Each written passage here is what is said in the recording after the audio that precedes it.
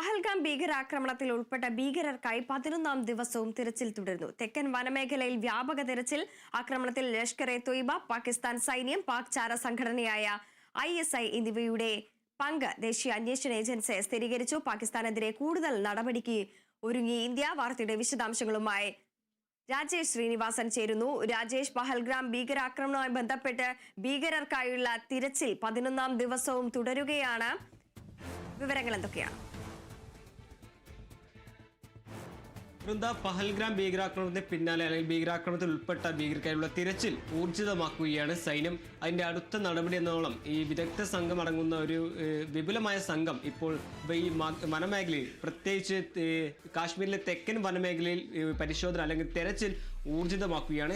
എന്തായാലും പ്രാദേശിക സഹായം ഈ ഭീകരർക്ക് ലഭിക്കുന്നുണ്ടെന്നാണ് ഇപ്പോൾ നിലവിൽ ഈ ദേശീയ അന്വേഷണ ഏജൻസി കിട്ടിയ സൂചന. അതിന്റെ അടിസ്ഥാനത്തിൽ നിലവിൽ ഇപ്പോൾ 220 പേരെയാണ് NIA കസ്റ്റഡിയിലെടുത്തത്. അതിൽ ഈ 2500ഓളം പേരുടെ മൊഴി രേഖപ്പെടുത്തുകയും ഈ ഭീകരർക്ക് സഹായം നൽകിയ അല്ലെങ്കിൽ ഭീകരർക്ക് സഹായം നൽകിയെന്ന സൂചനയുടെ അടിസ്ഥാനത്തിൽ 20 പേരെയാണ് ഇപ്പോൾ NIAയുടെ കസ്റ്റഡിയിലുള്ളത്. അതിൽ 220ഓളം പേരെ ചോദ്യം ചെയ്ത് വരികയാണെന്ന് നിലവിൽ ഇപ്പോൾ റിപ്പോർട്ട് ചെയ്യുന്നു. അതേസമയം തന്നെ LOCയിൽ നിയന്ത്രണ രേഖയിൽ വീണ്ടും പാക് വെടിവെപ്പ് തുടർന്നുകൊണ്ടിരിക്കുന്നു. അതിന് ശക്തമായി തന്നെ ഇന്ത്യ തിരിച്ചടിക്കുന്നുണ്ട് എന്ന വാർത്ത കൂടി നിലവിൽ ഇപ്പോൾ റിപ്പോർട്ട് ചെയ്യുന്നു. അതേസമയം തന്നെ ഈ ഭീകരർക്ക് സാമ്പത്തിക അല്ലെങ്കിൽ ഭീകരർക്ക് ഈ പ്രാദേശിക സഹായം ലഭിക്കുന്നുണ്ടെന്നാണ് ഇപ്പോൾ ദേശീയ അന്വേഷണ ഏജൻസി വ്യക്തമാക്കുന്നത്.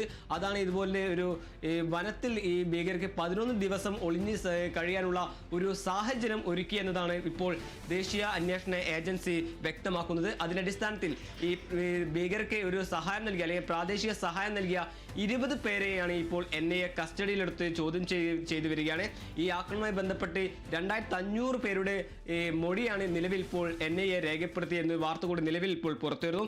അതേസമയം തന്നെ ആക്രമണത്തിൽ ഉൾപ്പെട്ട ഭീകരർക്കായി പ്രധാനമായും 3 ഭീകരാണ് ഈ വെടിവെപ്പ് അല്ലെങ്കിൽ വെടിയുയർത്തതെന്നാണ് ഇപ്പോൾ NIA കണ്ടെത്തിയിട്ടുള്ളത്. അതിൽ 2 പേർ പാക് സ്വദേശി അല്ലെങ്കിൽ പാകിസ്ഥാൻ ചാര സംഘടനയായ ലഷ്കർ-ഇ-തൊയ്ബ അടക്കമുള്ള സംഘടനയുമായി ബന്ധപ്പെട്ട് അല്ലെങ്കിൽ ഉൾപ്പെട്ട 2 വ്യക്തികളാണ്. അതുപോലെ തന്നെ പാക് സൈനിക ഉദ്യോഗസ്ഥൻ കൂടി, പാക് മുൻ സൈനിക ഉദ്യോഗസ്ഥൻ കൂടി ഈ ഭീകരാക്രമണം നടത്തിയതിൽ പങ്കുണ്ട് അല്ലെങ്കിൽ ഭീകരാക്രമണം നടത്തിയത് ഉൾപ്പെട്ടിട്ടുണ്ട് എന്നൊരു വാർത്ത കൂടി നിലവിൽ ഇപ്പോൾ അന്വേഷണ ഏജൻസി കണ്ടെത്തിയിട്ടുണ്ട്. അതിനടിസ്ഥാനത്തിൽ ഈ തെക്കൻ വനമേഖലയിൽ അന്വേഷണം അല്ലെങ്കിൽ തിരച്ചിൽ ഊർജിതമാക്കുകയാണ് സൈന്യം.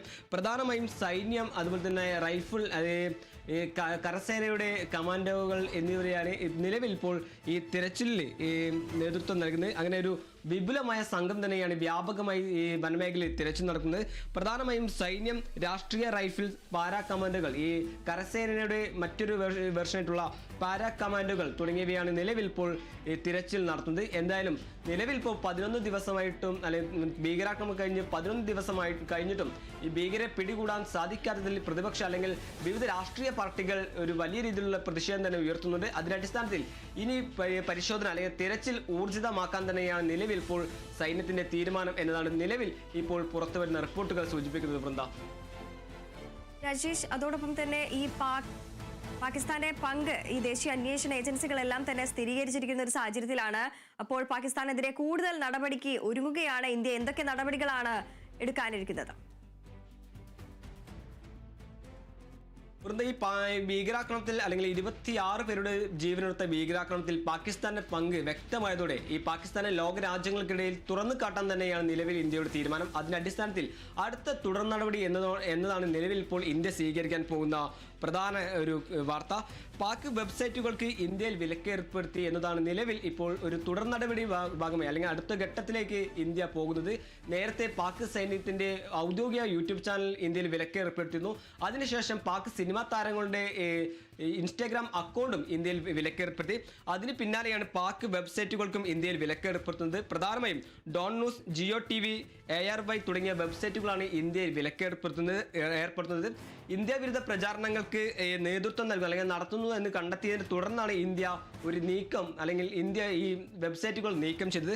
അതോടൊപ്പം തന്നെ പ്രധാനപ്പെട്ട മറ്റൊരു വാർത്ത, അന്താരാഷ്ട്ര നാണയനിധിയിൽ നിന്ന് പാകിസ്ഥാനെ സാമ്പത്തിക സഹായം നൽകുന്നതിന് ഇന്ത്യ എതിർക്കും എന്നൊരു വാർത്ത കൂടി നിലവിൽ ഇപ്പോൾ പുറത്തു വരുന്നു. അങ്ങനെ വന്നാൽ ഏകദേശം $70 ബില്യൺ നഷ്ടം അല്ലെങ്കിൽ സാമ്പത്തിക സഹായം ഈ പാകിസ്ഥാന് നഷ്ടമാകും. അതുപോലെ തന്നെ ഭീകരർക്ക് പ്രാദേശിക സഹായം അല്ലെങ്കിൽ സാമ്പത്തിക സഹായം പാകിസ്ഥാൻ നൽകുന്നുണ്ട് എന്നൊരു വാർത്തയുടെ അടിസ്ഥാനത്തിൽ ഇപ്പോൾ പാകിസ്ഥാനെ 2018 മുതൽ ഗ്രേ ലിസ്റ്റിൽ ഉൾപ്പെടുത്തിയ ഒരു സാഹചര്യം ഉണ്ടായിരുന്നു. പാകിസ്ഥാന്റെ ഫിനാൻഷ്യൽ ആക്ഷൻ ടാസ്ക് ഫോഴ്സിന്റെ ഗ്രേ ലിസ്റ്റിലേക്ക് തിരികെ കൊണ്ടുവരാൻ തന്നെയാണ് ഇപ്പോൾ ഇന്ത്യയുടെ തീരുമാനം. അതിനായി സമ്മർദ്ദം ചെലുത്തും എന്നൊരു വാർത്ത കൂടി നിലവിൽ ഇപ്പോൾ പുറത്തുവരുന്നു. അങ്ങനെ പാകിസ്ഥാനെതിരെയുള്ള തുടർ നടപടി ഇന്ത്യ സ്വീകരിച്ചു കൊണ്ടിരിക്കുന്നു. അതേസമയം തന്നെ മറ്റൊരു ഭാഗത്ത് ഇത്രയും ദിവസമായിട്ടൊരു നടപടി അല്ലെങ്കിൽ ഒരു മുന്നറിയിപ്പ് പാകിസ്ഥാൻ അല്ലെങ്കിൽ തിരിച്ചടി നൽകാൻ സാധിക്കാത്തതിൽ ഇന്ത്യയിലെ പ്രതിപക്ഷ രാഷ്ട്രീയ പാർട്ടികളെല്ലാം വലിയ പ്രതിഷേധം തന്നെ ഉയർത്തുന്നുണ്ട്. അതിനിടയിലാണ് ഇപ്പോൾ നിലവിൽ ഈ തുടർ നടപടിയോളം പാകിസ്ഥാന്റെ വെബ്സൈറ്റുകളും വാർത്താ വിനിമയ വെബ്സൈറ്റുകളും അതുപോലെ തന്നെ യൂട്യൂബ് ചാനൽ അടക്കമുള്ള അല്ലെങ്കിൽ അന്താരാഷ്ട്ര നാണയനിധിയിലെ പാക്കേജ് സാമ്പത്തിക സഹായം മരവിപ്പിക്കാൻ ഇന്ത്യ ഇടപെടുന്നത്, അതുപോലെ തന്നെ പാകിസ്ഥാന്റെ ഫിനാൻഷ്യൽ ആക്ഷൻ ടാസ്ക് ഫോഴ്സിന്റെ ഗ്രേ ലിസ്റ്റിലേക്ക് വീണ്ടും കൊണ്ടുവരാൻ ഇപ്പോൾ ഇന്ത്യ സമ്മർദ്ദം ചെലുത്തുന്നത്. അങ്ങനെ തുടർ നടപടിയോളം അല്ലെങ്കിൽ പാകിസ്ഥാനെതിരെയുള്ള തുടർ നടപടി ഇന്ത്യ സ്വീകരിച്ചു വരുന്നു, അല്ലെങ്കിൽ അത് അടുത്ത ഘട്ടത്തിലേക്ക് കടക്കുന്നു എന്നൊരു വാർത്തയാണ് നിലവിൽ ഇപ്പോൾ പുറത്തു വരുന്നത്. വൃന്ദ.